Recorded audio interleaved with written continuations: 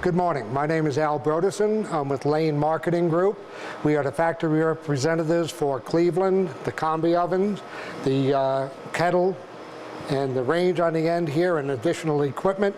But we're going to start the demonstration with the proviso that you must, this does not negate you from having to read the instruction manual, the safety information with each piece of equipment that comes with it. This is going to give you the general overview on the working of this oven, but like I said, there is an instruction manual that has all the safety precautions that you still have to read in case I don't mention it to you, all right? First of all, when you come in the morning, this oven will be on, and you're going to see the control panel. It's going to look like this with just the time and the date. If you do not see the time and the date on there, that means there's something wrong. The first thing you want to look at is the switch on the side. The side switch basically is strictly for a service agency to come in and do work to shut the electric off of the control panel. You should always leave that switch on. But what happens sometimes, maintenance may come in the evening and say, oh, gee, they left this on by mistake and shut it off. So before you call a service company, if there's nothing up here, make sure that this is on. If this is on and nothing is showing up here, there's a service issue, okay? So I'm just going to go through some of the buttons on here so you familiarize yourself with the control panel itself. Across the top here, we have 4 buttons, which are basically the steam, hot air, or the combination of steam and hot air called combi. In the cookbook, or when we're using it, they don't call it combi, they call it super steam. What do they call it, Steve? Super steam, all right? And then we have a retherm button. The retherm button is for reheating some foods that have already been cooked, and you're just going to bring it back up to temperature. But I'll go back into that. The next row of buttons is your cookbook button, your smart key, and your edit key. The cookbook button, we have a built-in cookbook in this oven, which holds up to 250 recipes. Already is in here 125. So, and most of those are what you're going to use. In other words, whatever you need, I'm sure is in the cookbook. We may have to edit and make 1 or 2 more recipes, but almost everything you use is already in there. Then the smart key is different functions that these oven will do. You can reduce the fan speed. You can make crisp and tasty feature in here.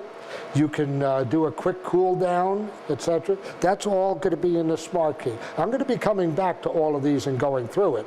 I just want you to understand what these different keys are. The edit key is for editing the cookbook. If we want to change something, a temperature or a time, if we want to make a new menu, we can do it through the edit key. Then we have the basic, the start-stop. That's to start the function, whatever you're doing. We have a temperature button, time, and probe. Temperature, you would set the temperature for whatever you're cooking at, if it's not already preset in the cookbook. The time, you set your time. And the probe, there is a built-in probe, which I'm going to open the door and show you. Another feature of this oven, too, when I open the door, see how it blocks the aisle?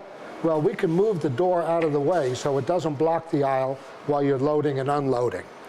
The probe that I was talking about is this unit right here. The probe has 4 different points on it, sensing points. So you don't have to be critical when you put it into a piece of meat or a chicken breast. If you go in too far, it's going to read the coldest point on here. So if you go in through the chicken breast into the cavity, if it's a whole chicken, it's not going to read the tip, which will just be the hot air from the oven. It's going to read the coldest point or the middle of the breast. So you don't have to be concerned about going too far. But with the probe, you can set your internal temperature. If you see there's a place to keep it on the side rack over here, out of the way. You have an internal temperature that you want to cook to, you would use the probe. We have a dial. This is for making changes on it. You can dial it in, or we have arrow buttons you can use for making up and down on temperature, time, etc. And down at the bottom are 8 buttons, which are the preset buttons. Those are just like your car radio at home, in your car. You have your 8 favorites. You can transfer them down to here, so you don't have to go through the cookbook. You just push the button, put the product in, push the button, and it starts cooking. Don't even have to turn it on. It turns it on itself. Okay? So those are the basic buttons. So I'm going to turn the unit on, With the on-off button, now you're going to see a display on here, temperature and time. And that was in, the last function was in hot air. In hot air, it is a convection oven, just like any other convection oven. It's going to heat with air circulation in there. The unique feature of this oven is the fan runs one direction for 2 minutes, then stops and reverses for 2 minutes. That way you get a nice even bake with the air circulating evenly over the product. You don't have to take the sheet pans out and turn them anymore like you used to with sheet cakes or whatever with the cookies. You get a nice even bake. All right. We also have the steam button. Now this is a steamer at this point. When you're using it as steam, just like any conventional steamer. You can steam your vegetables in here, whatever. The unique thing is with the steam, on the temperature right now it's 212. Everyone knows the steam is water that's converted from a liquid state to a gaseous state. And that happens at 212 degrees at 0 atmosphere. If you put it under pressure, it goes up in temperature before it starts to boil and become a gas. All right? But with this unit, what we can do, we can steam less than 212 degrees. We can actually, if I hit the temperature button, I can bring it down and steam at 196 degrees, 195. The reason to do that is at 212 and higher, you start to destroy the molecular structure of the product and the chloroform or coloring of the product. So in the old pressure steamers, you used to get the green peas that came out light green, carrots were light orange. It's not appealing. And the kids and adults too, we all eat with our eyes as well as taste. So if it doesn't look appealing, we're not going to eat it. So by steaming at the 190 degree, you're leaving the vegetables in their original color, the original texture. You get a nice product coming out of it. We do spinach sometimes, leaf spinach, and we'll do it at 190 degrees. And in 3 minutes, you have spinach that comes out nice and leafy. It's not all shriveled up like Popeye spinach. It's just eye-appealing, and it's delicious because you're not destroying the whole product. All right? So you can steam at below 212. The combi mode now is a combination of the hot air and the steam. The reason for that, steam is the most efficient way to cook. All of the energy that it took to convert that water to gas is now being directed at the coldest thing in the environment, which would be the food product. That's why it cooks so fast. The problem is steam doesn't brown. So you have that for meats and that, it's a great way to cook, but it doesn't brown the outside or do a turkey or whatever. You want the browning. With the combi mode, we're using steam and hot air together. The hot air is browning, the steam is doing the cooking. So that's how we can get the recipes to cook so fast compared to conventional way. Also, in hot air, if you have a roast or a meat product that has moisture in it, it's going to evaporate that moisture and dry out the product. And you get a shrinkage, less of a yield than you would if it was in just plain steam. But with the combi, you have the browning and you have the moisture retention, so you don't have the shrinkage and you don't have the loss of product in the weight loss. So you get a better yield. All right?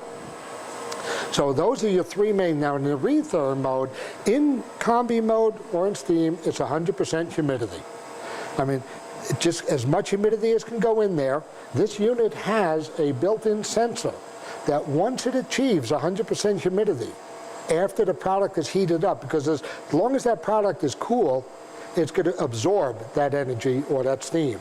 Once it is fully absorbed, then what the unit does, it shuts on and off as producing steam, so the humidity stays at 100%. And that way, you're not wasting energy by constant steaming and venting it out the back like other people do. We have that under control.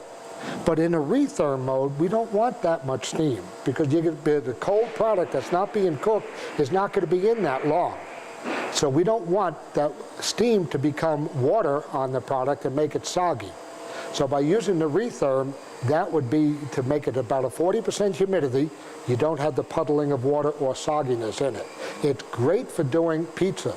The next day, if you have leftover pizza, you can use the retherm button and the pizza comes out just like it was freshly cooked. The kids will love it and you don't have the wasted food. It used to be, a lot of people used to throw the old pizza out because you just couldn't get it to come out good. So, all right? So that's the retherm button.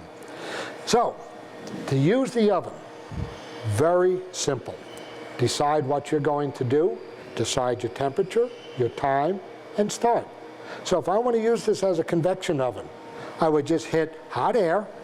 I would hit my temperature button, say I'm going to cook at 350 degrees, and I'm using this knob to bring it down.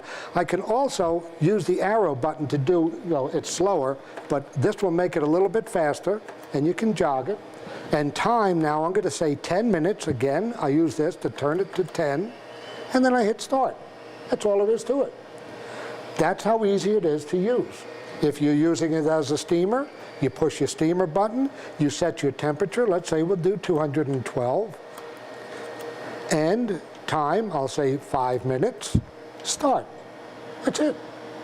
So it's very easy to use. Don't let this control panel throw you and say, oh my gosh, there's so many things on here, so many things to remember. If you bring it down to its basics, it's very simple. Mode, time, temperature, start. Okay? One thing you do want to do, just like your oven at home, you always want to preheat. All right? It's not like a regular convection oven. A regular convection oven stays running all day long at whatever temperature you have. This unit will stay at that temperature when you have it in the on mode. When it turns off, the heat turns off. So after a while, that temperature is going to start to drop. So if you started in the morning at 212 degrees, let's say steaming something, and didn't do anything for 2 hours, and come back to the unit, it'll probably be down to about 190, 175.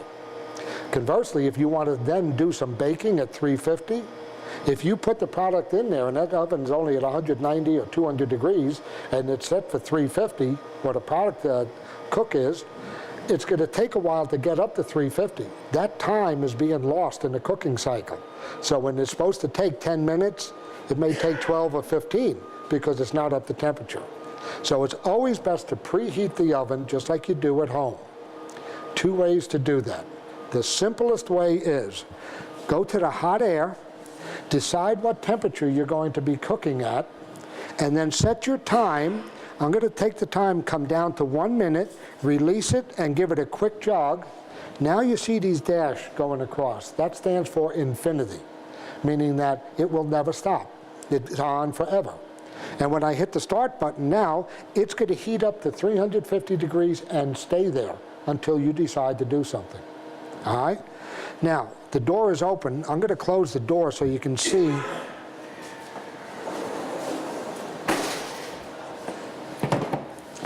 When I hit the start button now, you see this circle up here.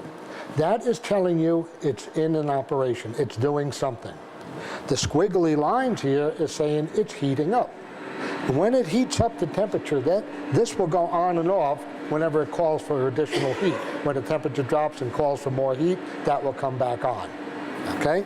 But this, if that circle is not there, the oven is not on, it's not doing anything. All right? So that's how you would maintain or getting up to temperature.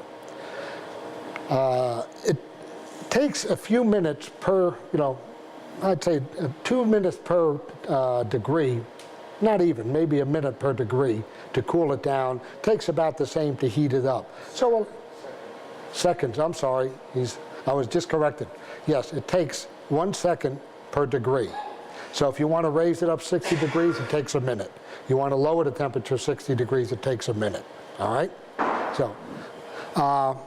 So you would preheat the oven, and then you would decide what you're going to do. Now, to make your life easy, what we're going to do is we push the cookbook button. And in here, like I said, is 125 recipes that are already in there, such as, let me come to something that you're going to find interesting. Grilled cheese in the oven. The reason I point that out is in grilled cheese, we're going to use the combi mode. We're going to have steam and hot air. The reason being, the steam is going to penetrate through that bread right away because the bread is a very porous thing and it heats up instantly. All the energy is going to that cheese to melt the cheese. But the hot air in the environment is going to toast the bread, top and bottom. You don't have to flip them over like you did, on the griddle. it will toast both sides. And in 7 minutes, you can have 5 trays full of grilled cheese or sandwiches, cheese sandwiches. It'll come out toasted with melted cheese. So that's why I bring up the grilled cheese, because it's using the function of combi, the steam and the hot air, why it's important having that, all right? Now, while we're cooking, and let's say I'm going to hit grilled cheese and hit start. As you can see, it's going to cook at 375 for 7 minutes. But let's say, oh, wait a minute, I see up here they have this button on here already. See the picture of the fan? That is a function that allows you to cut down the volume of that fan, because that fan is powerful. You don't want to blow things around in it. The bread may be a little light and blow around. So by using that function, you're reducing the fan speed.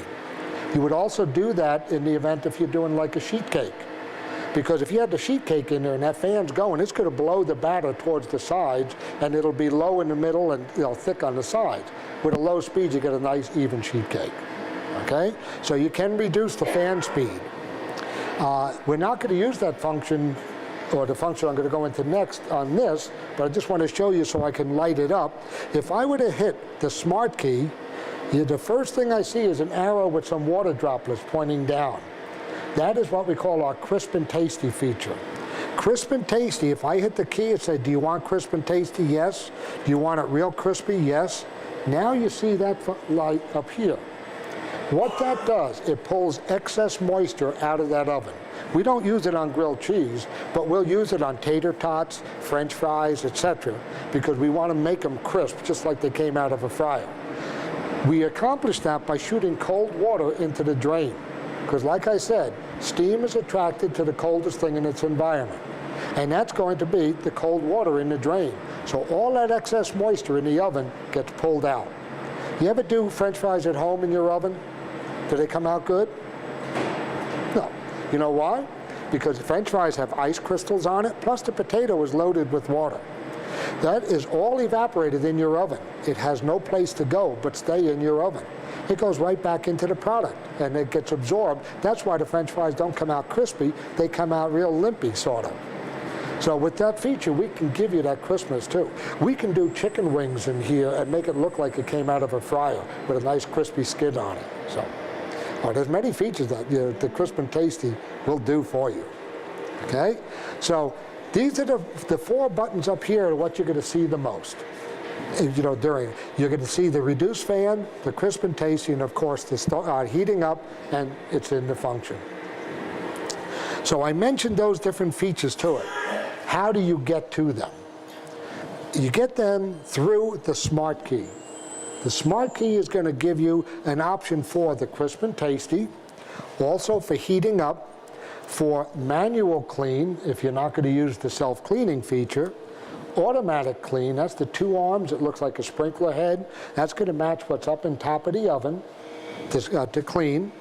The next feature is overnight cooking. Reduced temperature, shows a thermometer with an arrow coming down.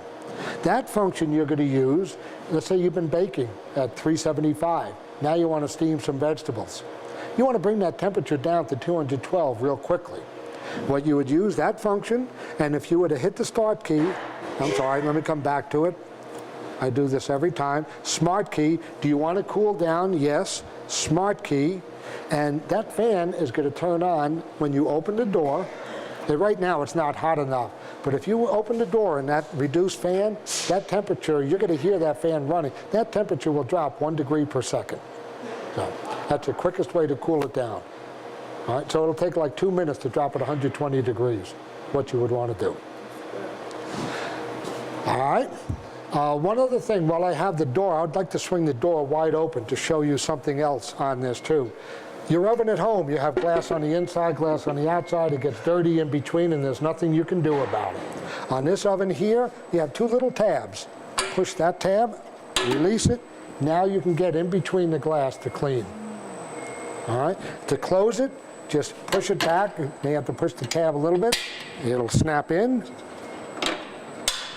It's closed. Very simple. All right, so we went through the retherm, the Smart key. We didn't go all the way through. We have the wash arm, the overnight cooking, the reduced fan. We have a key on here which don't use.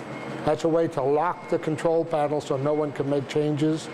You don't want to do that because if you get the password, you got to get the service agency in here. I have yet to have anyone that has locked the keypad. No reason to. The last thing you're going to see is a picture of the oven.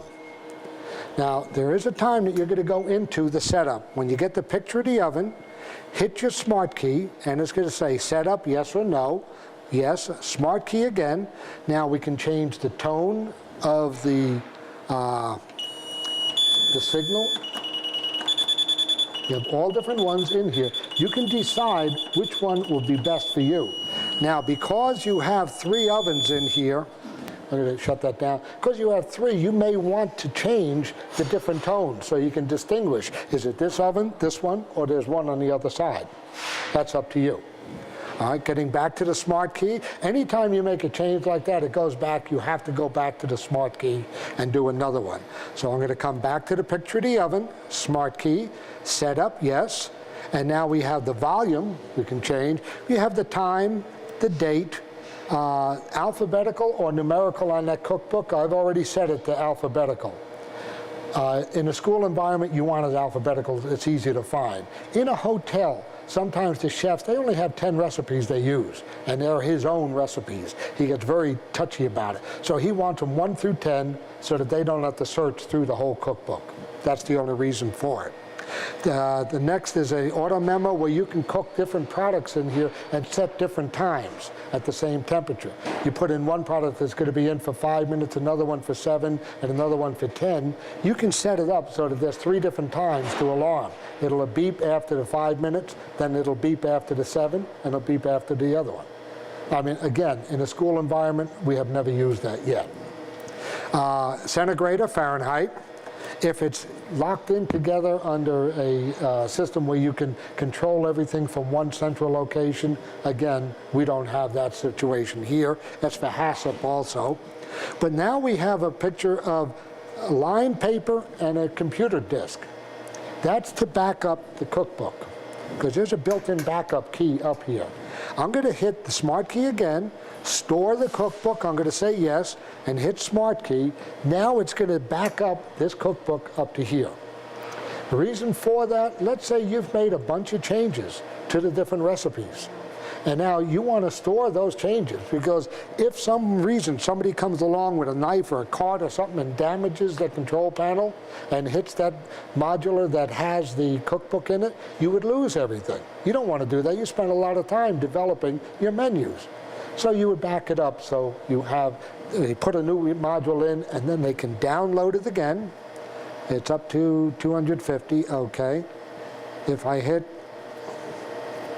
smart key again, come over to the setup, smart key, come back over to the next one, next to the backup key is a restore key. That's taking the computer disk and bringing it back down. That's only in the case if you've lost it and the service agency has replaced the board that has that on it, then you can restore your menu, okay? So you don't have to worry about losing all your changes that you might have made. So that's the smart key. And then, of course, the global, if you want to change the language.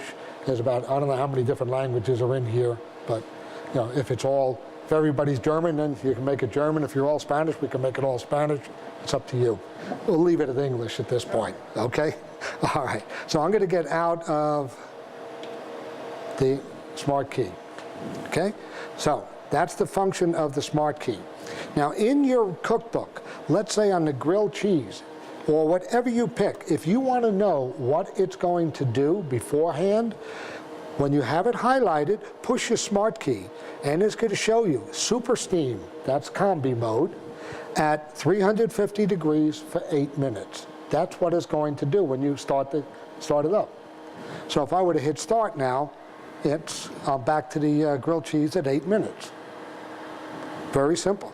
If I was doing, oh, that was grilled chicken, I mean. I'll show you one that has multiples on here, that's why. Prime rib. You do prime rib with the kids all the time, right? Okay. Just wanted to make sure we can use that as a good example.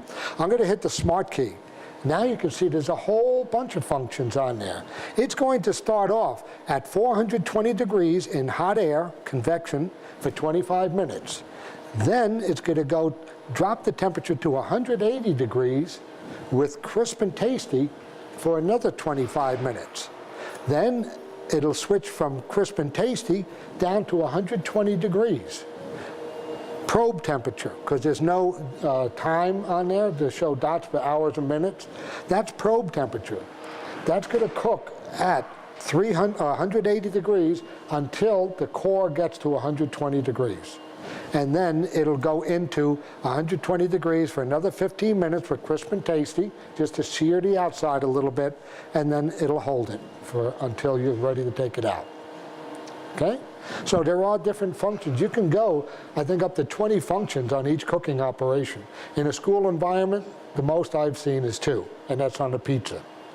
When you do pizza, it goes in under combi mode to steam, to defrost it, to thaw it out. Then it goes into the cook mode on hot air to cook it off. Okay? So we've gone through the buttons on the top, the cookbook, the smart key, the edit key is the next one. Let's say in the cookbook, if you're doing baked potatoes. Now, it's saying that it's going to steam those potatoes at 248 degrees. That's higher than normal. What we're doing is we're cooking it faster. We're still using steam so we don't dry out the potatoes. And it's only going to take 50 minutes to do, a whole bunch of baked potatoes. But let's say you did the baked potatoes and found out, they're overdone. I don't need it for 50 minutes. I only need 45 minutes. So what we will do is hit the edit key. I'm going to come back to the cookbook on the potatoes, hit the edit key, come over to where it shows you a sheet of paper with lines on it, meaning an existing menu. I'm going to hit my edit key again. Everything is done in edit key at this point when you're changing a recipe. It will leave the temperature the same, but I could change that. I could change that to 245 degrees, and then the temperature, or the time, I could make it 45 minutes. Hit edit. Do you want to change the name? No. You want to change the position that it's in? Do you want it in a different number? We don't care about numbers because we're alphabetical. I hit edit again, and now your baked potato is at 245 degrees for 45 minutes. That's how easy it is to change a recipe. Okay? Make it easy enough for you? Okay. So that's your edit function that you have on here. Your presets down at the bottom. I told you about that, just like your car radio. Let's say we're going to come up to the cookbook and we're going to find pizza.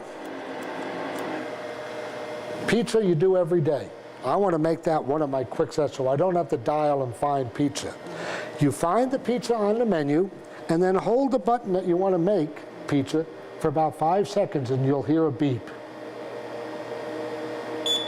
Hear that beep? Now, number 1 button is pizza. Number 2 button, I'm going to do, let's see, hamburger patties, frozen hamburgers, all right? I'm going to push button number 2. Now button number 2 is hamburger patties. Button number 1 we said was pizza. But you know what? I'm not doing pizza so much anymore.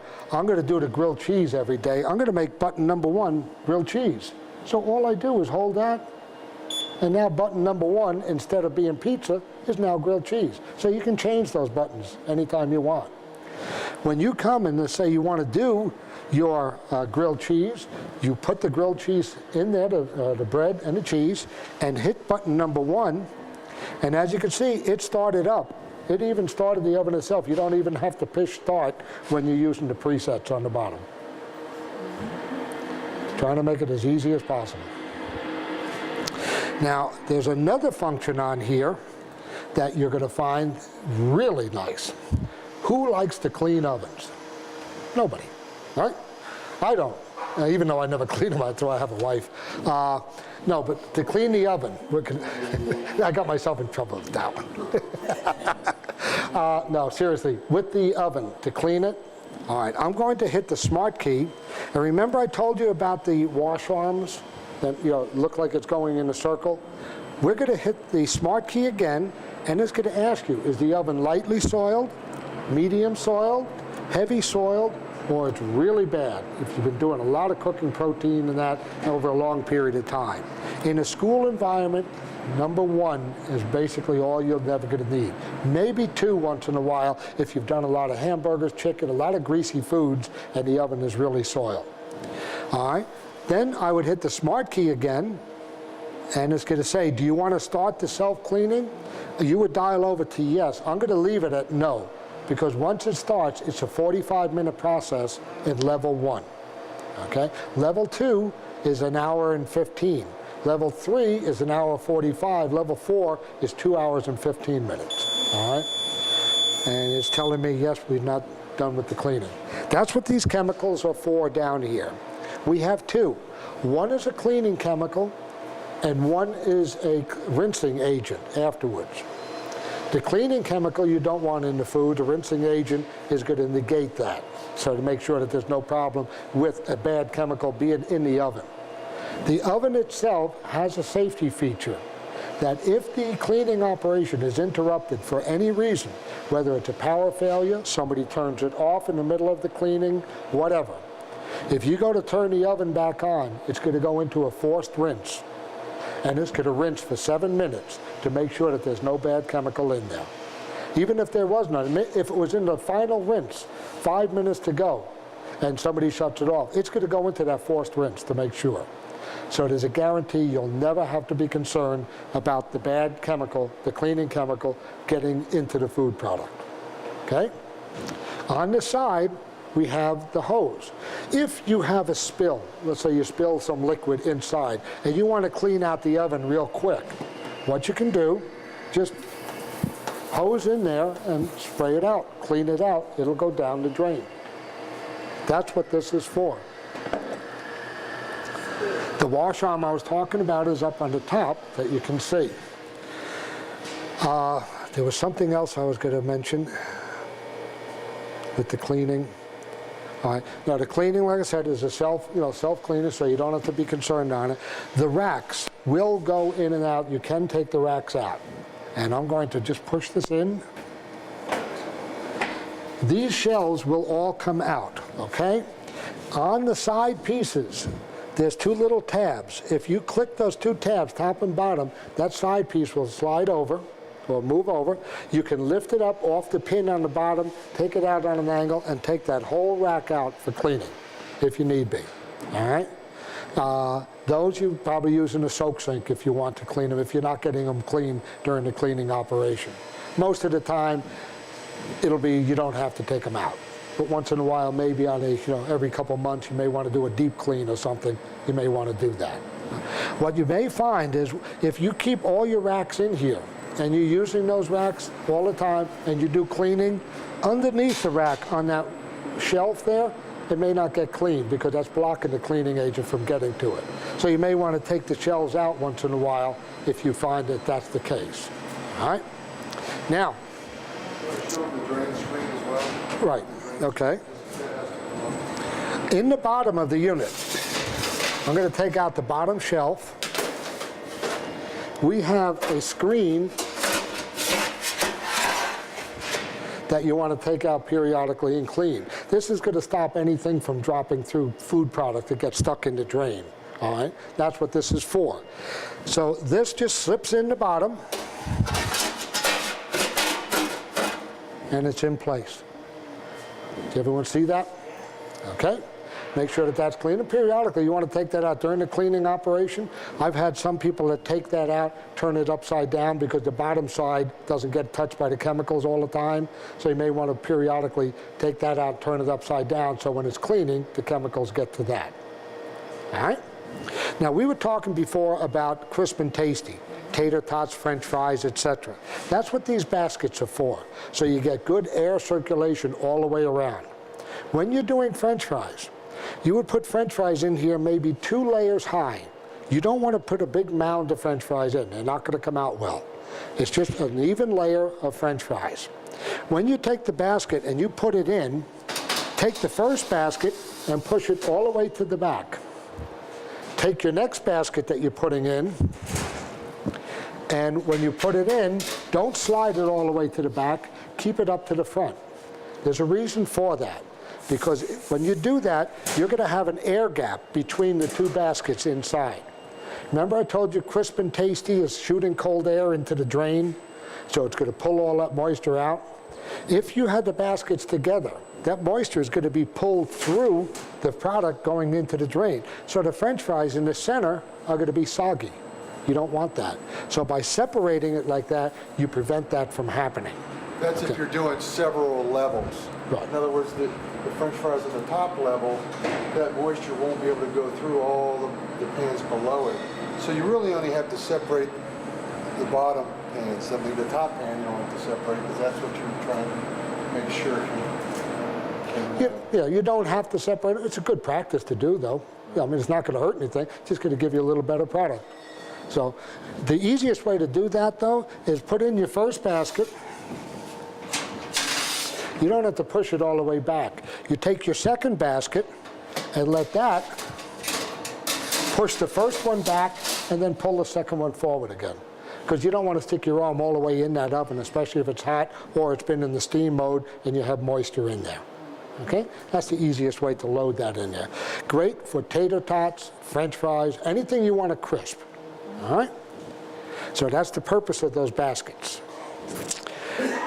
I think I have pretty much covered everything, unless... Well, there's a couple safety issues we want to hit real quick.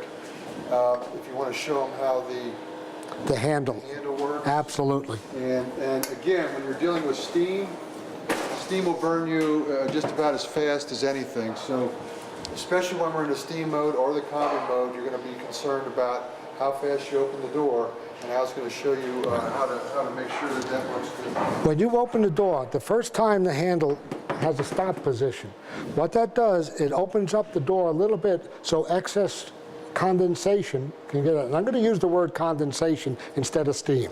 And the reason for that, let me just give you a quick thing. Steam is a dry, colorless, odorless gas. You can't see steam. If you want to see steam, use a whistling teapot. When that thing is whistling, you see a big plume of white. That's condensation. That little bit right coming out of the teapot that you don't see anything, that's steam. So I mention that only because steam, being colorless, odorless gas, you don't see it sticking your hand in there. What you see when it's coming out, that white, is the condensation. That's where steam is becoming water again. So that will burn you. That's why we want to let the door vent itself a little bit, and then if you lift it up a little bit more, it releases. So that's the safety feature on it. Another thing that I always tell people, when you're opening an oven door, especially when you're using it as a steamer or in a combi mode, stand on this side of the door and pull the door open. That way, anything that you're pulling out, if you stand on this side, you're going to pull that out towards you. So for a safety reason, it's always good to stand on the other side and back it open that way. Okay? And that pretty much concludes, except the bottom one is the same as this top one. So, did you have anything else, Steve? I just wanted to add a couple things. The first training session you have on this oven, it's overwhelming. I know you're all thinking, oh my gosh, he's saying this is all easy, and it is easy, and eventually will be very easy.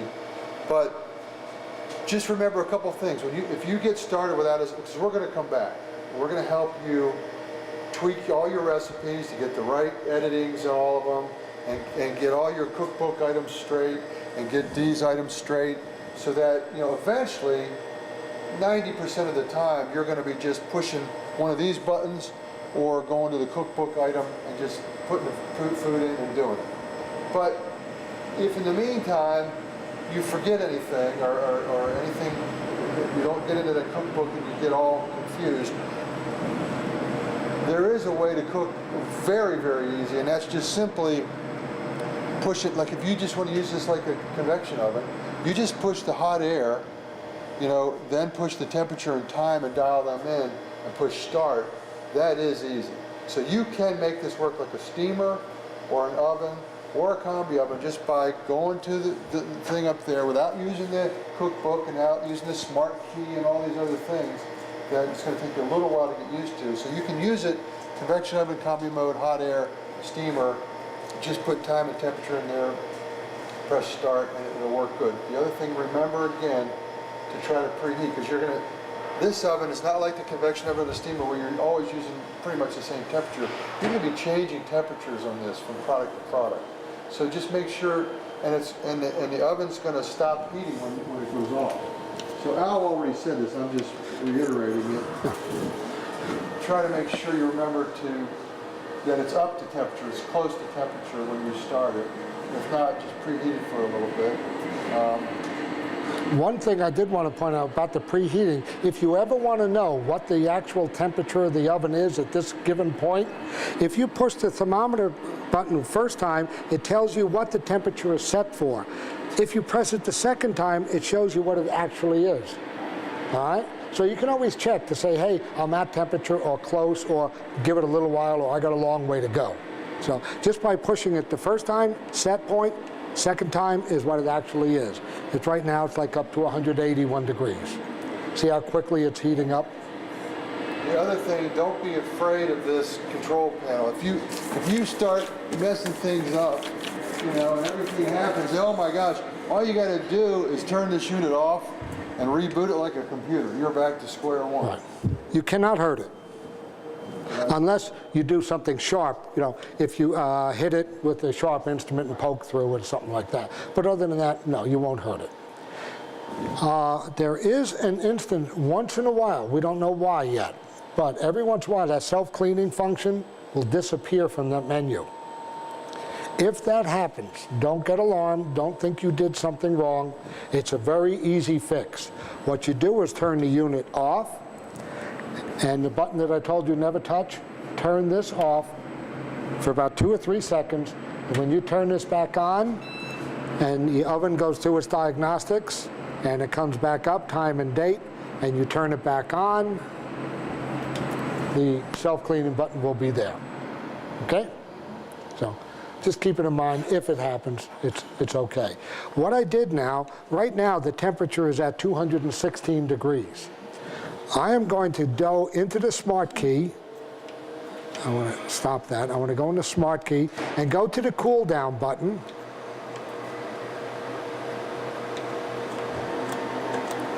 Smart Key, cool down, yes. I'm going to open the door because I want you to hear how powerful that fan is.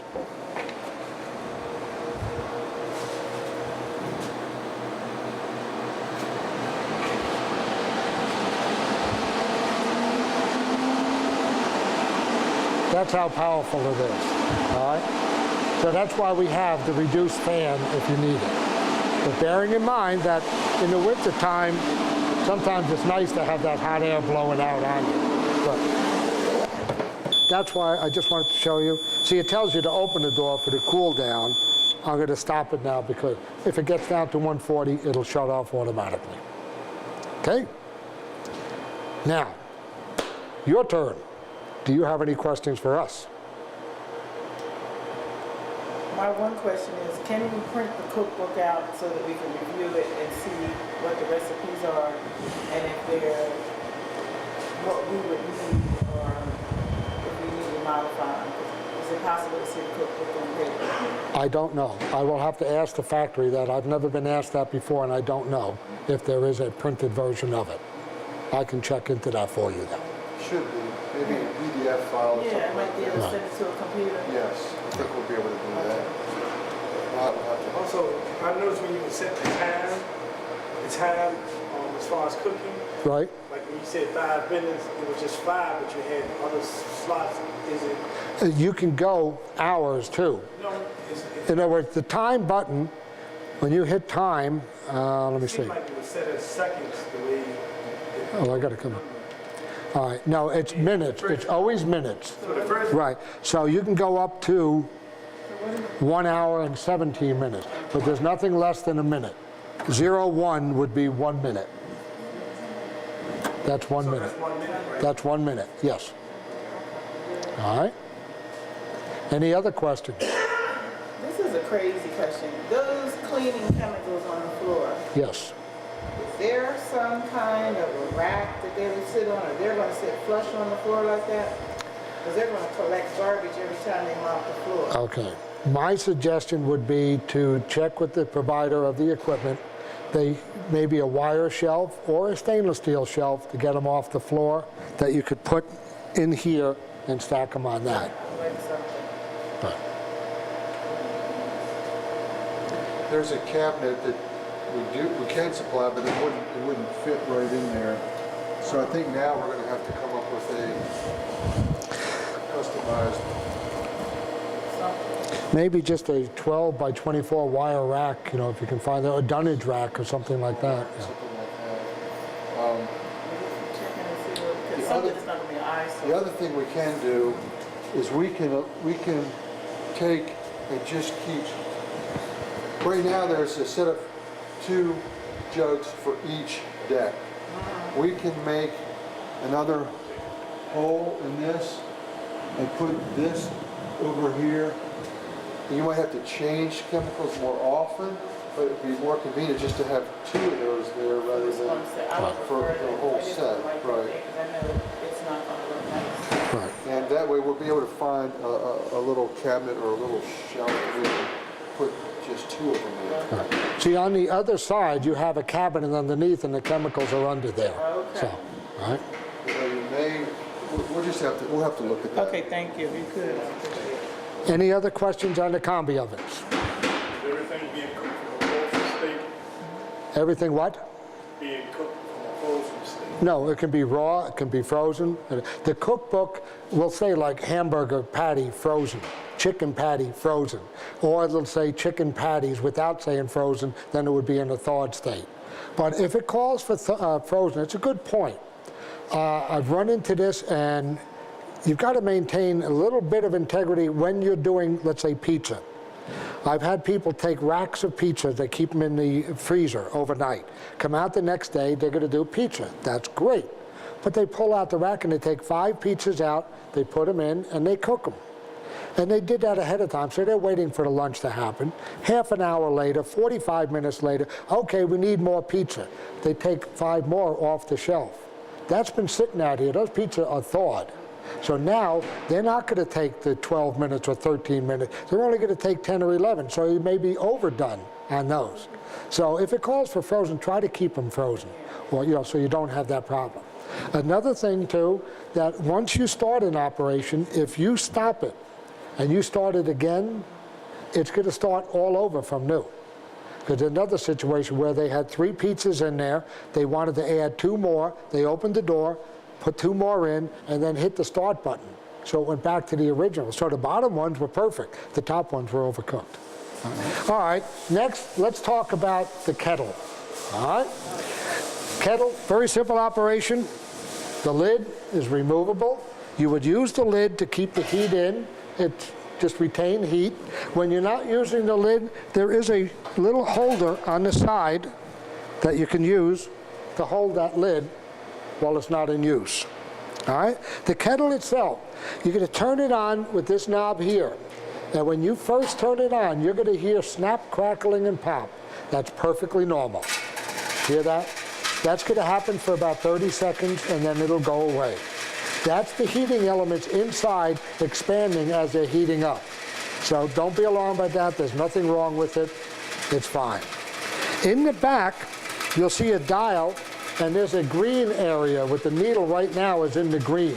When this kettle is completely cold, when you come in the morning, that needle should be in green. If it's not, that means that the kettle has lost its vacuum. We want to get the service agency out here, and they will get it back into a vacuum state. The reason for that, like I told you, steam will be generated at 212 degrees, atmospheric temperature, sea level. If I increase the pressure, then the steam doesn't start to generate until like 215, 220 degrees. That's how we can heat up this kettle by keeping this pressurized through the heating, and we can get it up above 212. That's how you can boil in here. Because if you were just trying to boil at 212, you wouldn't get anything. Get maybe a little simmer. We'll be able to boil and do a heavy roll boil. You have on here, that's not a thermostat, it's just a 1 through 10. If you want to simmer, it's usually around 5. 7 to 9 is going to give you a boil, and 10 is going to give you a big rolling boil. All right? So that's a matter of feel. You're going to see basically where you're going to do your setting. You see a green light up here. That's telling you that the unit is heating up. Well, you heard it to begin with, but you know that that is heating. If I were to tilt this kettle beyond 10 degrees, you see that red light? The red light says it's not heating up. And the reason for that is in the bottom of the kettle, when you tilt it, the elements are now coming out of the water that's in there, because it's a sealed container of water in here. We don't want those elements to be in the air because they'll burn up. They have to remain in water. That's the reason for that. So when you tilt it like that, it stops cooking at that point until you go back to an upright position, and you'll see the green light will come back on. Now it'll start to heat up again. Okay? Now, to empty the product, you would push this lever down so you can tilt. Without that, it's locked in place, so it can't accidentally tilt on you. All right? You can put a pan here, and you can pour into the pan. You can ladle it out whichever way you want. The drawer itself, when you're cleaning, you can clean this out and then dump the water in the drawer, and the drawer has a drain that goes out and into the floor drain. Close it up, and you don't have to worry about it. Okay? So you have the drain drawer. The screen will come out. This can be taken over to the sink and cleaned. You have a faucet for filling and cleaning. You have a hot and cold water on it. The best way to clean it, if you've been doing, let's say, a tomato sauce, whatever in here, tomatoey, and you get a little crust on there, put water in and just let it simmer for a little while, and then dump it and wipe it out with a clean rag. You should be okay. All right? You can use a mild abrasive pad on this. You don't want to ever use it on a combi oven, but you can use it on here for cleaning. And just like any other stainless product, you notice there's a grain in the stainless. It goes in a direction. The top, whether it goes this way or around here, it goes around this way. Try to wipe in the direction of the grain. Because if you go against the grain, it'll start to scratch, and you'll see scratches. It's going to happen.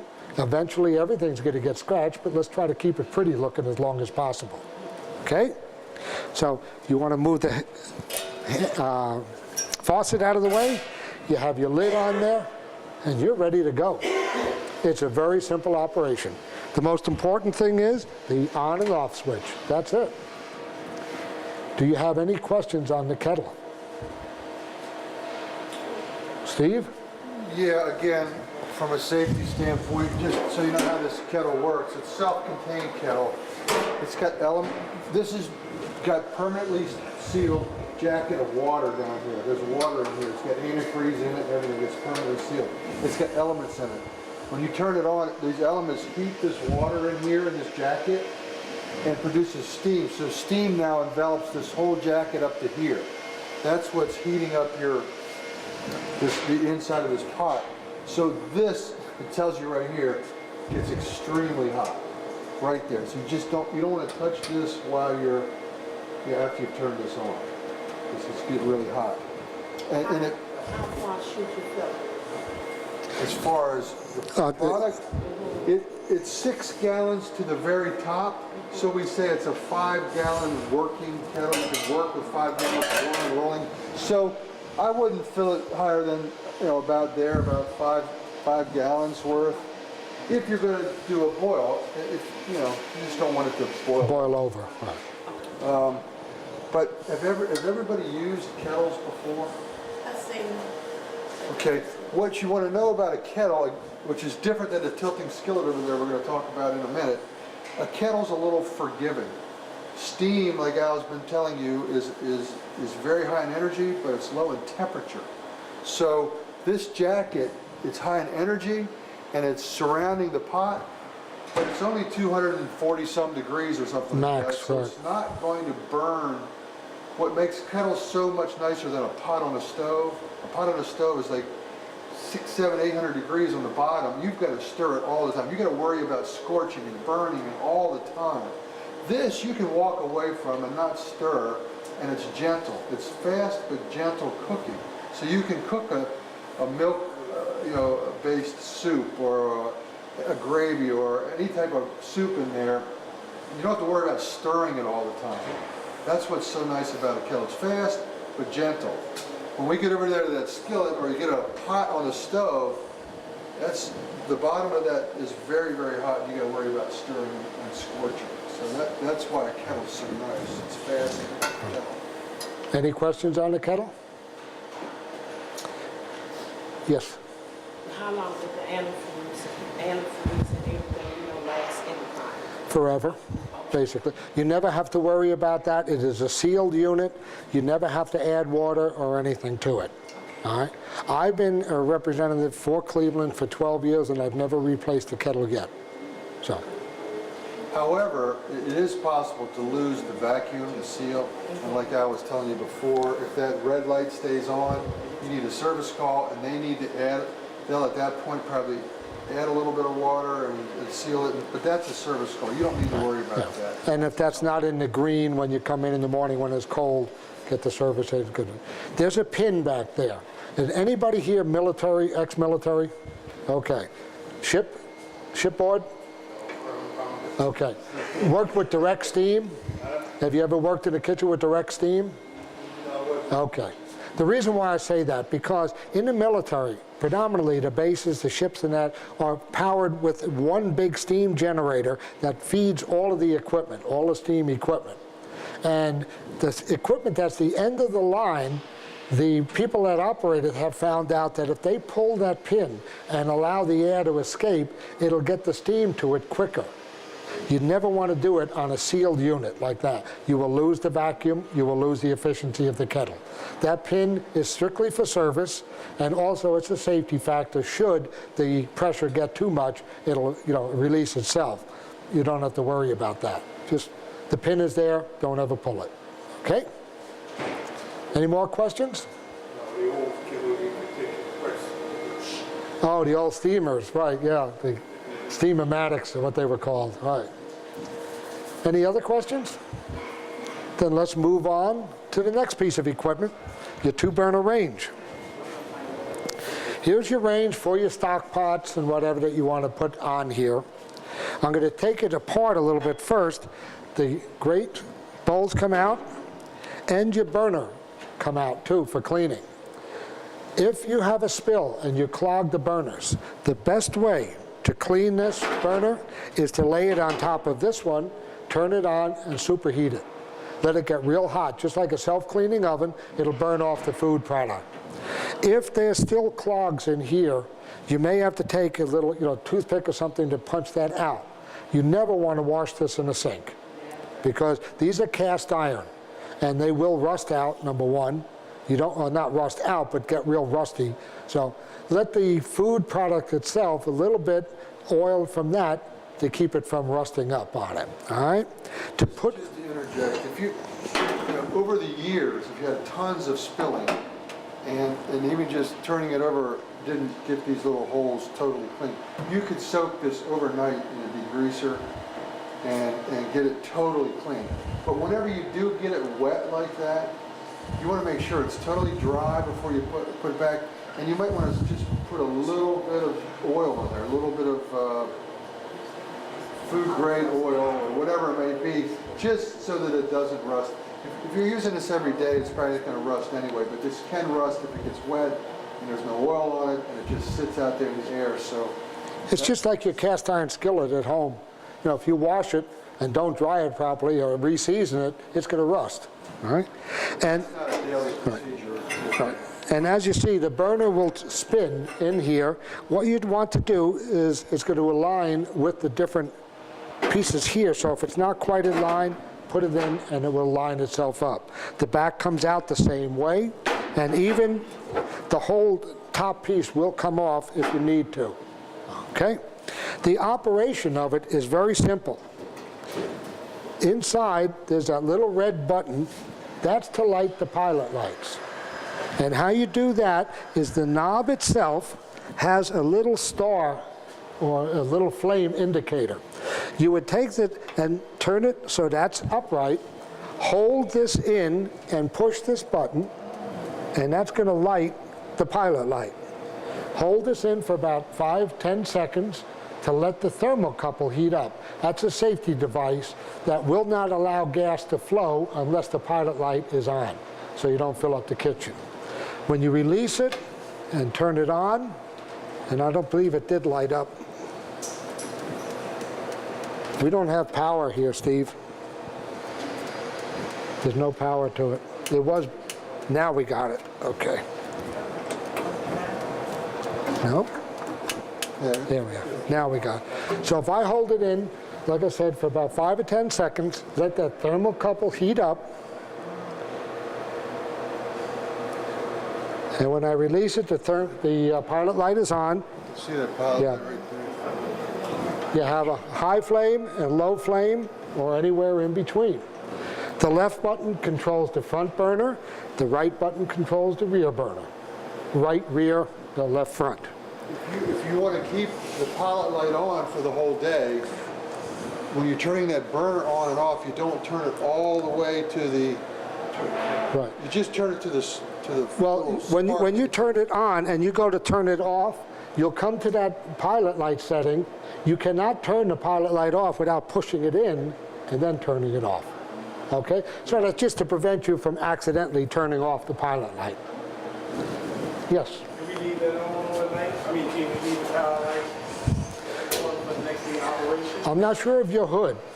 I don't know if your hood is going to shut down the gas at night. I don't know if this is what they call a throttling hood or not. The newer hoods do allow you to keep the pilot lights on at night. The hood shuts down to a low setting. I think you'll be able to keep the pilot light on, both of them on all the time.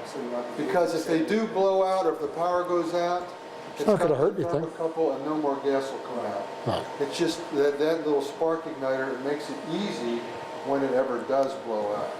So I think you can leave them on all the time. See, the old hoods used to shut off the gas. When you shut the hood off at night, it shut the gas off to everything. The new hoods now, they don't shut the gas off. All it does is lower the fan, so it just has a little bit to take any fumes from pilot lights out and leave the gas on. Okay, thank you, Al. I'm Steve Hauk with Lane Marketing. What I'm going to talk about is the tilting skillet. This is a very versatile piece of equipment. I kind of liken it to my grandmother's old big black iron skillet that she used on the stove to cook everything in, from fried chicken to stir fry to gravies to stews to pancakes, toasted cheese, whatever. So this can be used basically similarly to a kettle because it holds 30 gallons. Or it can be used as a griddle. Now, it's not going to have the same griddling as maybe a heavy-duty griddle to do hamburgers or whatever, but light griddling and so forth, it's a great griddle. What's different than the kettle, like I told you before, is that all the heat is on the bottom. So keep in mind, if you're using it to do any soups or stews or whatever it may be, you're going to have to be concerned about stirring and possibly scorching the bottom. But other than that, it's a very versatile piece of equipment. It's got gallon markings. It's up to 30 gallons. It shows you the gallon markings over here and the liters over there. So you know exactly how full it is with product. It comes with a strainer, a food strainer. You don't have to keep that in there. You can store that somewhere else. But if you do have something like you're doing spaghetti noodles or whatever it may be, and you want to tilt this and strain all the liquid out of it, you can do that. When you do tilt it, you want to make sure this lid is up all the way so that you don't bind it up. So this is how you can tilt it. It'll tilt far enough so that every last drop will come out of this pouring lip. If you want to pour out of the pouring lip straight into the drain down there, or you can use this, what's called a tangent draw-off. This tangent draw-off might not be lined up perfectly That grate down here is lined up with this pouring lip. I don't know how well this is, it's on the side, so it should, you might have to tilt it a little bit, but, so you can use this to drain it, or this to drain it, and you can use this or this to actually pour off into, you'd have to bring a cart over probably, but if you're gonna try to ladle off or pour off, or if you have a pan you want to pour product into that, again, these are just different options for draining and taking product out. So you've got several different ways you can decide how you want to do it. This tangent draw-off is something that your health inspector is probably going to look at, so you have to keep that clean. Sometimes they come around with a flashlight and take this off. So to get this off to clean, you have to open it first, then this comes off. It's hand tight. You never need any tools or anything. You don't want to over tighten this. You don't need to over tighten it. And you want to also treat this like it's made out of gold, because this is an expensive piece of equipment. If you throw this around in it or you drop it a lot and you ever nick this or chip it, it eventually is going to start to drip and leak. So at that point, you know, if you ever had to replace this, it's expensive. So I tell people, don't do this in the dishwasher. Just take it over to the pot sink, you know, clean it off and bring it back. You want to have some type of a brush to get up in there and there to clean that out, because that's what I know, that's one thing that the health people like to check. So it's pretty easy to clean, doesn't take long. I'm just saying, just realize this is a machined piece of equipment and it's kind of expensive. So you just put that back on. And now that's hand tight, it's ready to go. And then now this will open and close, you know, the liquid coming out. I'm going to close it right now, so now even if I tilt it, it's not going to come out of there. The only thing that'll come out of there is if I go all the way down, it'll come out of the pouring lip. So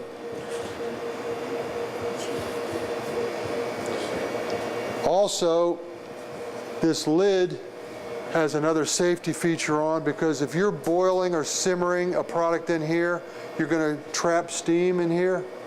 And when you go like this, it's going to be a big blast of steam, and it can burn you if you're really down there close. So what this is, if you're getting ready to open that lid, you're supposed to take that like that and let the steam come out so you don't have as much blasting at you when you open the lid, and then just stand to the side and be careful when you open this. Open it nice and slowly and allow that steam to escape. You've got a faucet, again, hot and cold water faucet. Make sure that faucet's, you know, not over top of here when you go opening this real close, because you'll scratch it or possibly even break this if you were too quick with it. So make sure that faucet's always to the side.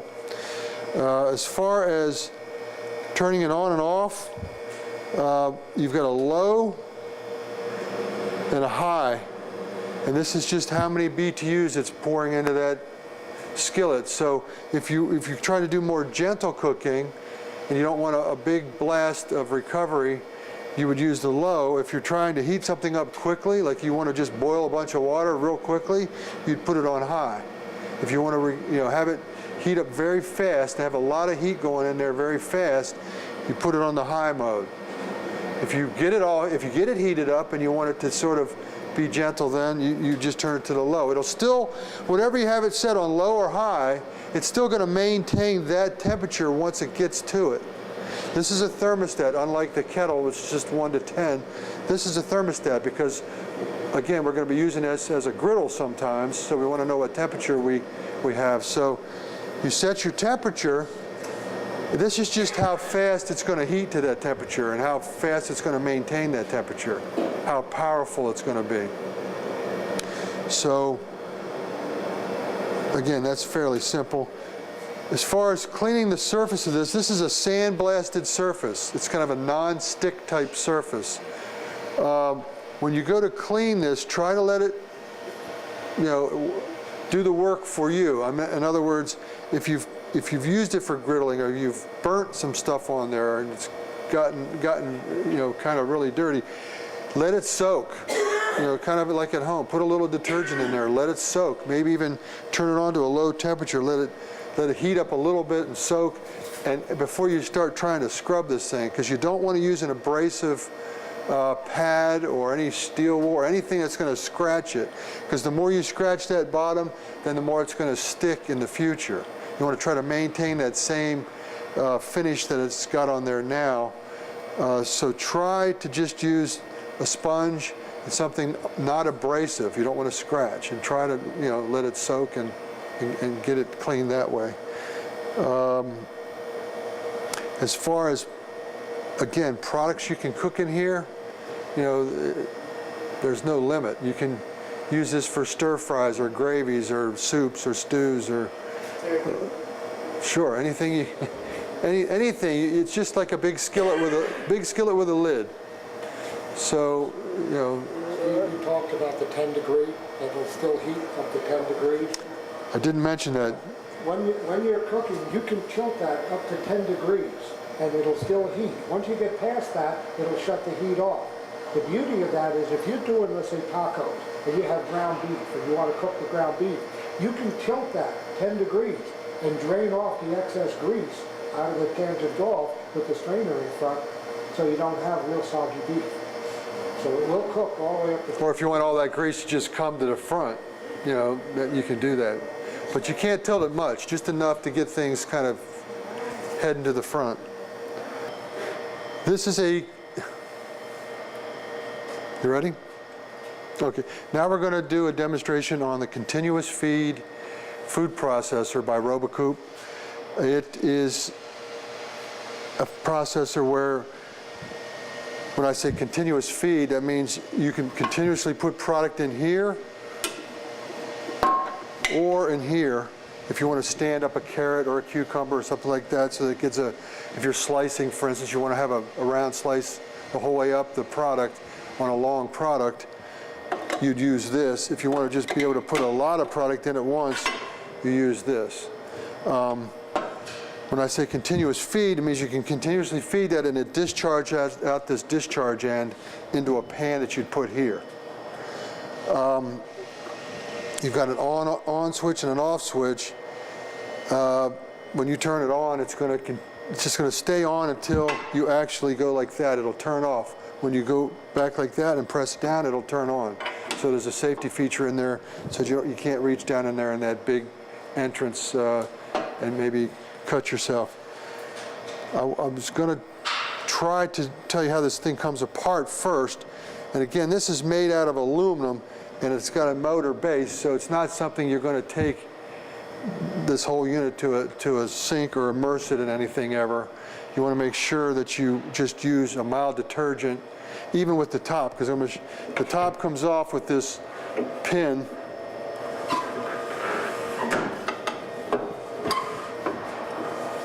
Like that. That allows you to take this whole top off. Now that can be taken to the pot sink and cleaned. You don't want to run this through the dishwasher because dishwashers use chlorine in their detergent, and chlorine can pit and darken aluminum. So this is aluminum. It just gets washed with mild detergent, not dishwasher. This basically just all cleans like that. Now this part of the processor, you just have to be able to wipe it out. Just wipe it out here because you're not going to be able to immerse that in anything because of the motor base. And again, that's made out of aluminum. So from scratch, when you're putting this together, this is called a discharge plate. It has little sides here that push the product out. If you forget to put this in, everything will kind of build up in here and not shoot out into your pan. So this goes on first. And it's just a discharge plate. That goes all the way down to the bottom.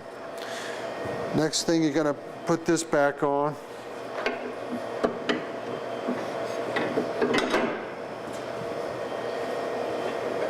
With this pin. Goes all the way back like that. So now it's put together. Then You're going to choose what you're going to do. If you're going to slice, all you need is a slicing blade. There's different slicing blades, and if you ever wanted to buy, there's like 35 different size, there's 35 different blades, something like that.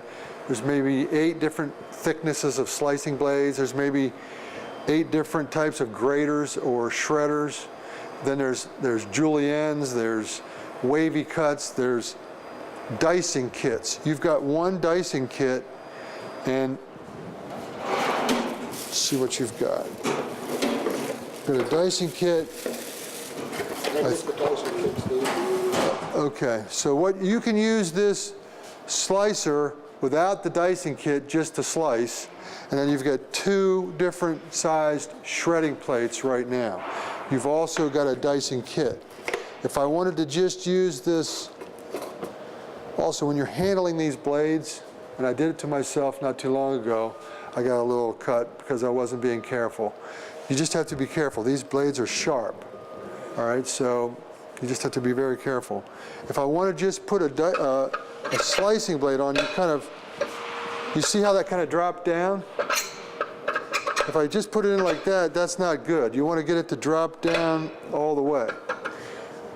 Now that's going to slice in that thickness right there. So that's about an 1/8 inch cut. So if you want to slice cucumbers or you want to slice lettuce, you could put lettuce in there and it'll kind of shred lettuce through the slicing blade. Like you'll have cut up lettuce. If you try to put lettuce through an actual shredding blade, it kind of gets almost too small. Cabbage, yeah, cabbage would be fine. Again, there's so many different sizes, I just don't know what you're going to use it for. So if you ever wanted to do something different that these blades didn't work for, you'd have to probably get another blade. So, but cabbage, lettuce, slicing squash and cucumbers and carrots and whatever it may be. So that's all we would do. Again, you notice while I'm changing blades, I didn't have this plugged in. It's just that the double, there's safety features, all sorts of safety features where when this is open, it's not supposed to work. When this is like that, it's not supposed to work. But it's a human-made product, so you never know. So you want to make sure you unplug while you're changing blades and cleaning or doing anything like that. Then when you're ready to, we've got everything locked down. Again, it shouldn't even work without this like that. But when everything's locked down and ready to go, now you plug it in.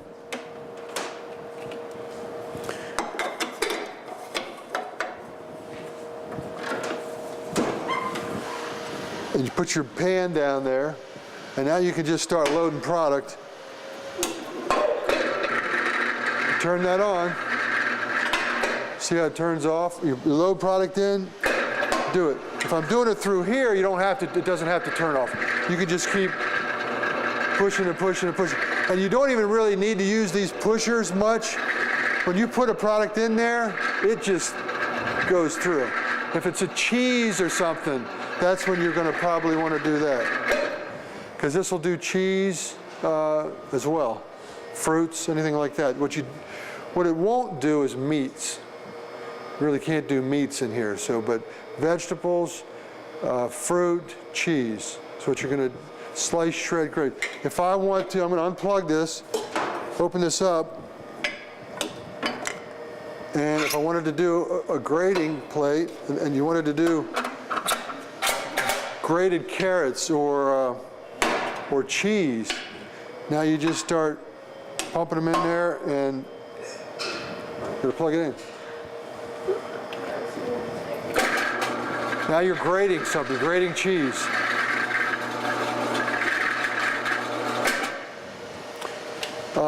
One last thing as far as loading it up here is whenever you do a dicing kit, what happens is you get a grid that is the same size as the width of your blade. So there's probably 8 different dicing kits. So this is an 1/8 inch approximately slice and an 1/8 inch square there. So you're going to get a cube. You're going to get a cube that's equal sized. You're going to get this is a very small one, extremely small.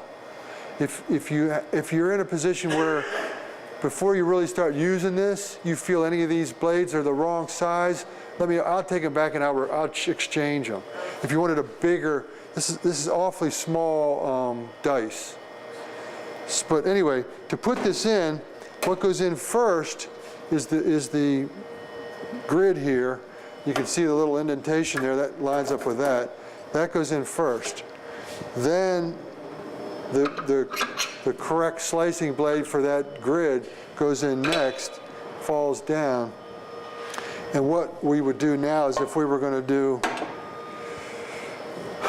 carrots or tomatoes, see, that's kind of small for tomato.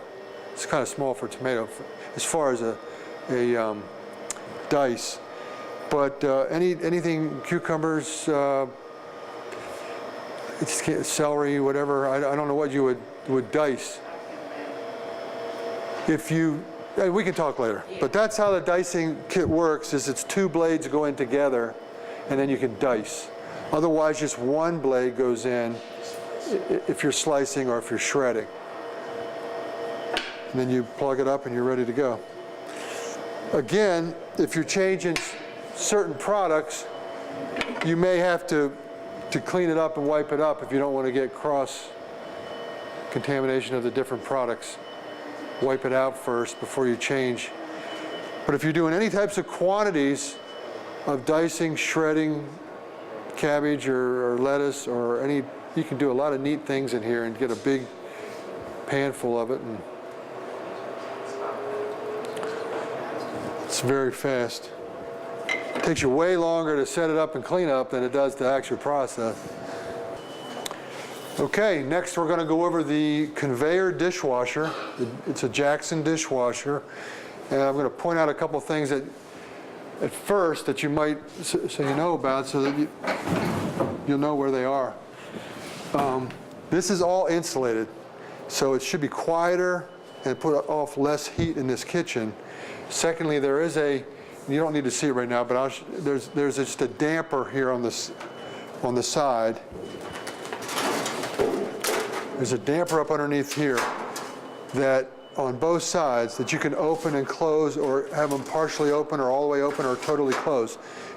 That's to control how much steam is actually being vented by this. Most of the steam is going to come out of the other end, which is the high temperature end where you get your final rinse. This side you might have mostly closed off. That side you might have like half open to full open. If you ever have too much steam coming out in your kitchen here, you just need to open those dampers a little bit more on either end. Next, just while you're over here, sorry, there is a switch down here. That's for when you're deliming the machine, because as I'm going to show you in a minute, this machine only runs when there's a rack going through it. When a rack gets through and is like at that other end and is all the way out the end and there's no more racks coming through it, it shuts off everything. It shuts the conveyor motion off, and it shuts off pumping the wash water. When you delime your machine, you want it to continuously run for like a half an hour or 20 minutes. This switch over here will allow it to run constantly. If you ever come in and you turn your machine on and it starts to run and doesn't shut off, that's because this deliming switch is probably turned on. You just turn that off and it'll stop. And I'll show you a little bit more about how it works. When the rack starts to come through, it hits this switch right there. That turns the wash on. When it hits this switch right here, it turns the rinse on. This switch right here. And this switch right here. And when it gets all the way through, it turns off. So it's only ever running. This starts the wash to run. This starts the rinse. If a rack's not in the machine, it's not rinsing and it's not pulling and it's not making, wasting energy and wasting detergent and wasting everything. This is it's got wash arms on the bottom and the top. and they are self-cleaning. On your old dishwasher, you probably had to take these wash arms off on a daily basis, or you were supposed to try to clean them, make sure they were clean. These wash arms, you should never have to take off. If for some reason you ever saw one of these, because these are anti-clog nozzles here on these wash arms, above and below, if for some reason you ever saw something clog in them, which shouldn't happen, you can simply take off the end cap, turn the machine on, and it'll blow. When you shut the door, you turn the machine on, it'll actually blow that clog out. You just turn it on for like 10 seconds and it'll do that. But that shouldn't have happened. As far as, I'm trying to, I guess that you need to come over here, but everything can come out to clean without taking this middle pawl bar out. I'm going to show you how it comes out just so you know. This pawl bar, this is what drives the racks through the machine.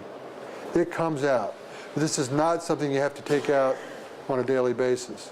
If you feel like taking it out because you want to get to everything quicker or easier, you can. But it goes in a little notch on this side, and then the other end just rests on the other end. So this ends up being in there like that. But we can still get these scrap trays out by just pulling them over to the left, or to the right.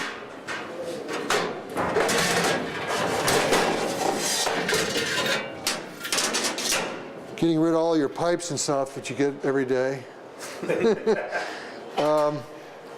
So this is you want to do daily. You want to take these out daily, knock them off in a trash can, get all the paper and food product that they put off, and then you want to take a look at your machine down here, and there's a couple things you want to look at. One is there's a float over here. That controls your water. I don't know if everybody wants to get over there, but there's a float right there. That float needs to be freely going up and down. If you got a lot of food in there, and I can show everybody later, but there's a float. You want to make sure that that's not gunked up, just gunked up with food. From time to time, you want to look at the end of the pump water intake. I don't know if you can see down, there's right where my finger is. Can you see down there? There's just a screen.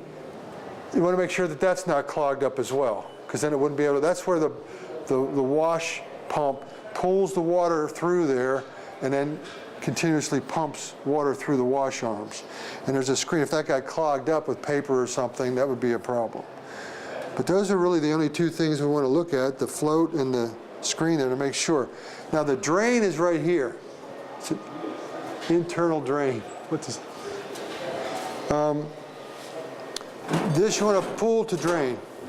So after you open the door, you can pull that up and that'll drain your machine. When you want to close the drain, it kind of locks in position, has a little notch there. Just pull it to the side, drop it, it'll close the drain. So before you actually start to turn this machine on, you close the drain. Let's just see if this closes it without.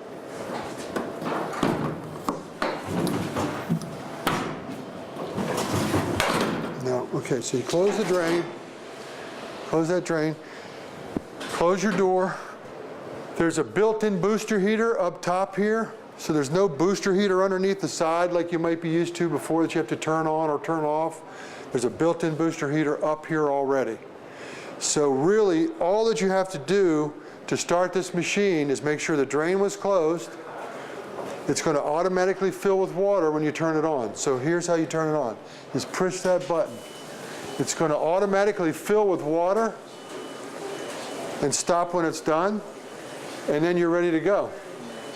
So at that point in time, after it fills with water, it's going to keep changing from wash temperature to final rinse. It's going to always indicate, it's going to go through a cycle of what your temperatures are here. At that point in time, to start the machine, all you have to do is enter a rack into the side, which I'm not going to do yet because it's not filled yet.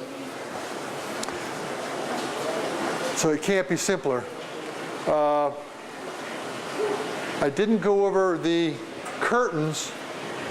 It tells you here extra long, long, long, short, extra long, so you can't ever get the curtains mixed up. But those curtains come off, and they should be taken off on a regular basis and cleaned up and cleaned. Sometimes, especially up on here where they start getting a buildup of food or dirt. So these you keep clean, and when you put them back, it tells you exactly where to put them. All right, now we're going to talk about the serving lines. There are 3 serving lines. They're all identical, so I'm just going to go through this first one to show you. This is your hot food table. You have the controls in the front. You have a switch here for your heat lamps. This is for your lights, so you can heat the product from up above too, and you get better visibility. Each well is individually controlled. You can set the temperature to 1 through 8, I believe it is. Up to high, 6 and then high. Normally you're going to run them at about 5. That'll keep it a nice even temperature. When the unit is on, the indicator light will be on, so you'll know that whichever well it is that's on. To fill them up, you have a faucet on the end here. These are all manifolded together, meaning when I close the drain, this one is going to fill up, and then this is going to fill, and this. They'll all be one level water level. The beauty of that is you're going to have so much water that even if you have this set at high, you'll never boil this dry because the water from over here will replenish that. So you can see as they're starting to fill up each individual one. At the end of the day, there's going to be a drain valve that's going to be readily accessible. The one right now is not. It's all the way in the back. You would open that and it would drain into the floor, okay? And all of them would drain. The cleaning of these wells, because you're putting water in and heating them, you're going to get mineral deposits in here.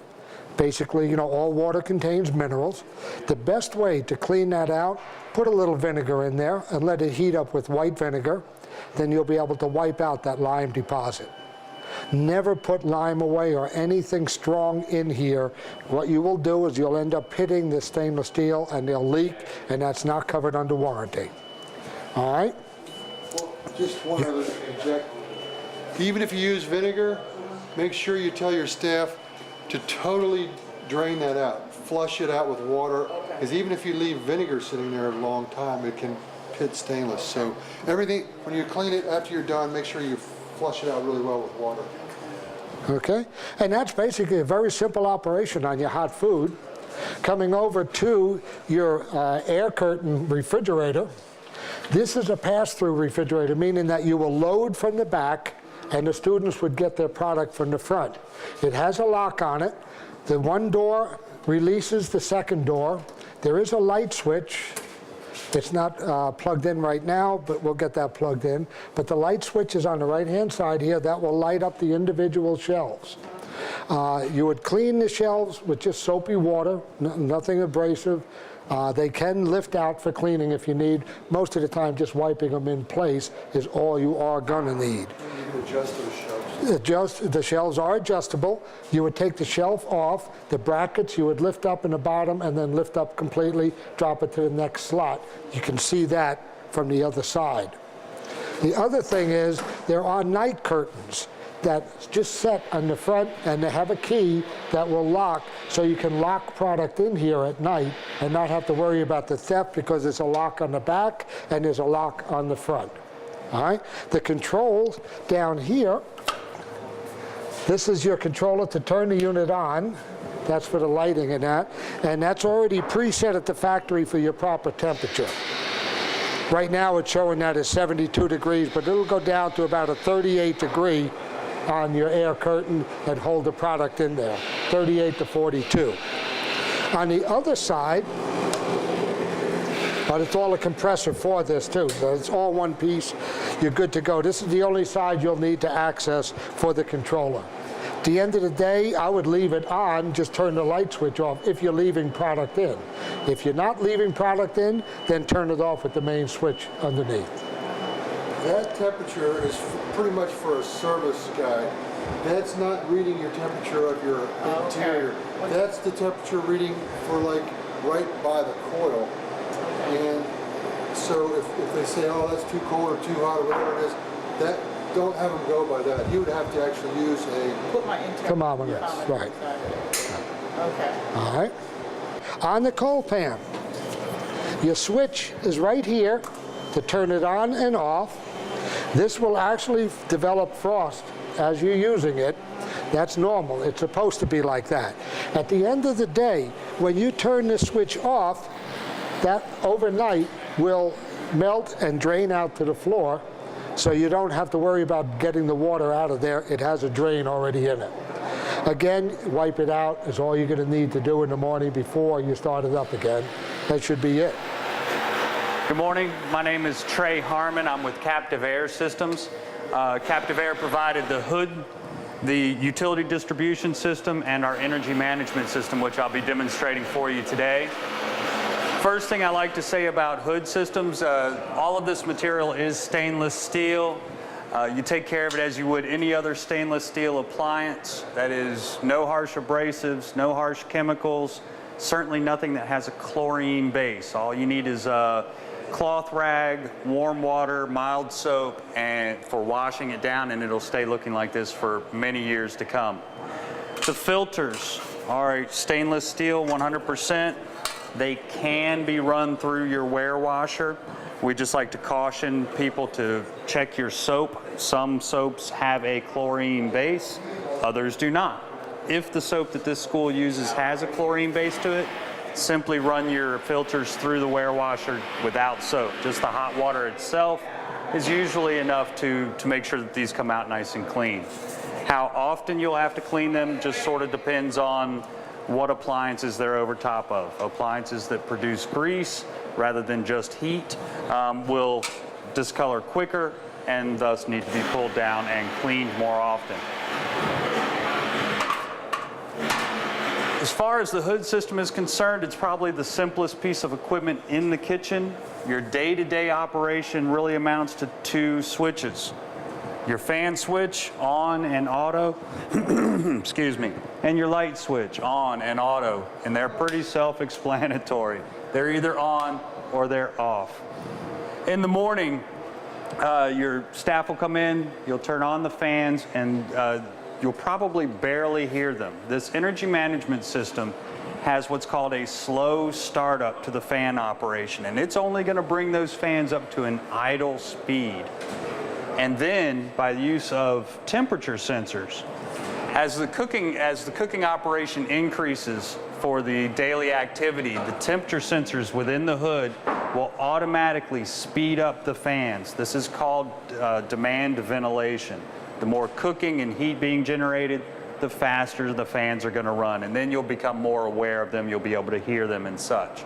As the cooking operation slows down in the early afternoon, the equipment cools, the fans will slow themselves down. Now, to get them off altogether at the end of your day, you simply come over, turn the switch to the off position. If the fans continue to run for a short period, it simply means that the equipment is still giving off heat. As the equipment cools, the fans will automatically shut down. Okay, so that's our hood, lights, and fan operation. Also included with the hood system is the fire suppression system, and that is housed up in this utility cabinet. It's really all that you need to know about the fire suppression system is that it's there. It will work automatically. In the event of a fire, we also have a manual pull station, and Mike, I'm going to need to excuse you for a second. There's a manual pull station in the path of egress on that wall. That pull station is connected directly to our Ansel system at the hood. It will discharge the suppressant and it will notify the building fire alarm that there has been an issue in the kitchen. You have a fire under the hood. The system should work automatically. However, I still encourage either the first person or the last person out of the space to pull that pull station just to ensure that the system has been activated.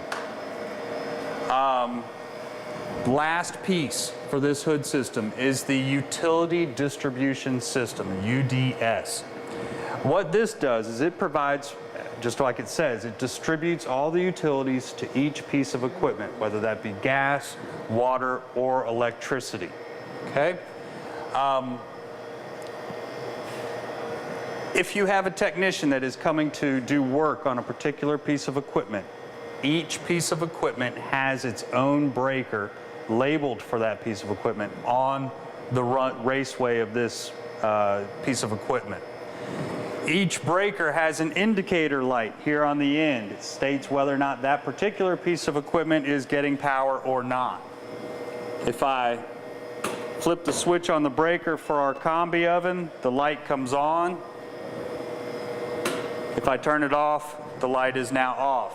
This is just a secondary safety feature, so if a technician comes in, kills power at the breaker, they can come back and check and see that they are indeed, that the indicator light is in the off position. Each water connection is a ball valve. It's a very simple open and closed valve. The gas flow to each piece of equipment is controlled right here. In the event of two things, in the event of a fire underneath the hood and the Ansel system going off, or if the entire building loses power, this gas valve will close. There is a way to reset it. Now, there's a kill button on this utility distribution system for all utilities, for gas and electric. If you push that, everything underneath this hood has been killed. All indicator lights are off, the fuel light is off, and our main breaker handle is loose or limp. In order to reset the system, we need to give a little quarter turn to the kill button. It pops back out. We take this is simply a large breaker. You simply line this up with reset, turn it to the on position, and power is restored. To restore fuel, simply push the blue button. You'll hear a knocking sound and the light will illuminate to let you know that you now have gas flow through the UDS. So that's the system in effect. We have the hood system. Lights and fan is the only operation required there other than cleaning. And again, that's no chemicals, no harsh abrasives, no Brillo pads, simply a cloth, mild soap and warm water, and clean it that way. And again, each piece of equipment has its own breaker, and everything is labeled for that piece of equipment. If there's any questions during the warranty period, please contact Captive Air Systems. Thank you. Have a good day.